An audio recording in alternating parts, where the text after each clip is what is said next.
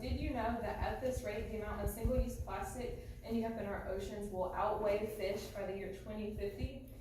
That's kind of crazy when you think about how much of our Earth is covered by water. It's 71% water, because the oceans are like the majority of our planet. So that's a lot of plastic and trash that is in our oceans when you think about it.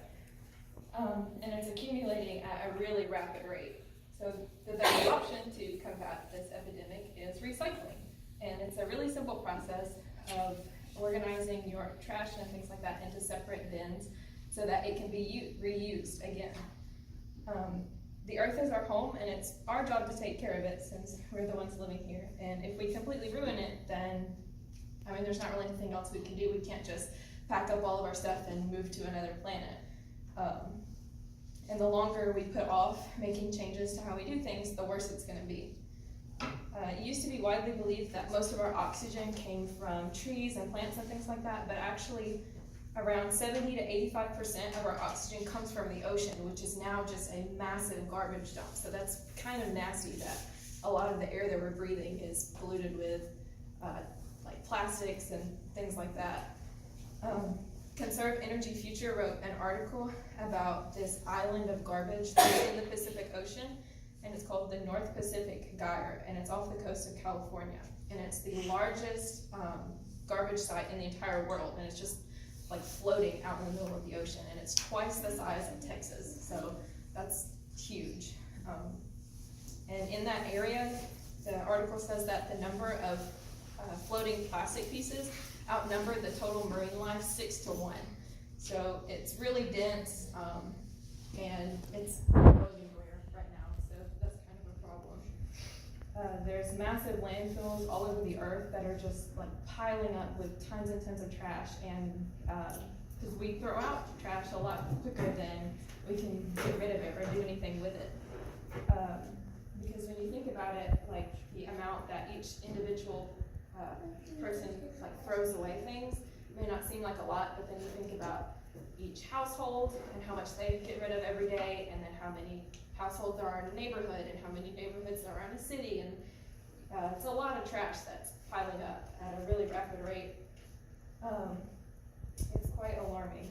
So like when you look at things like a straw or a water bottle or something like that, it seems small and insignificant.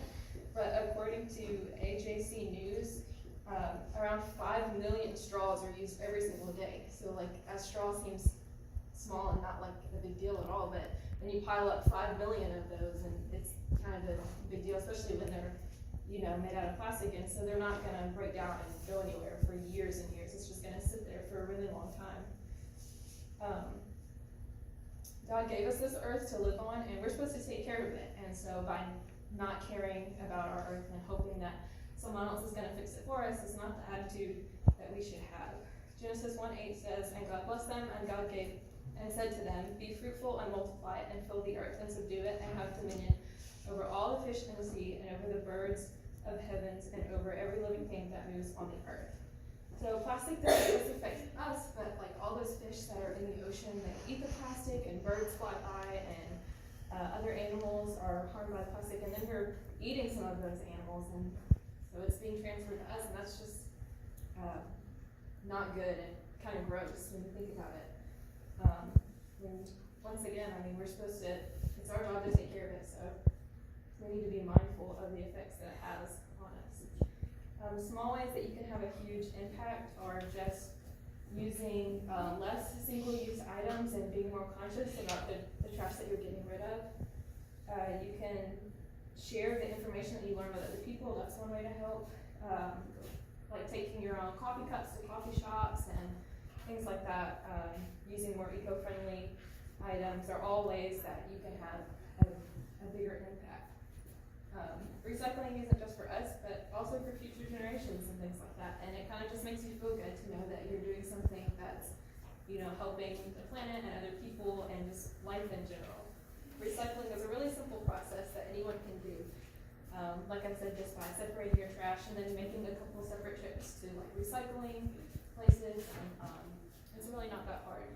So I hope that you all try implementing some of these processes in your own daily lives, and keep Earth clean.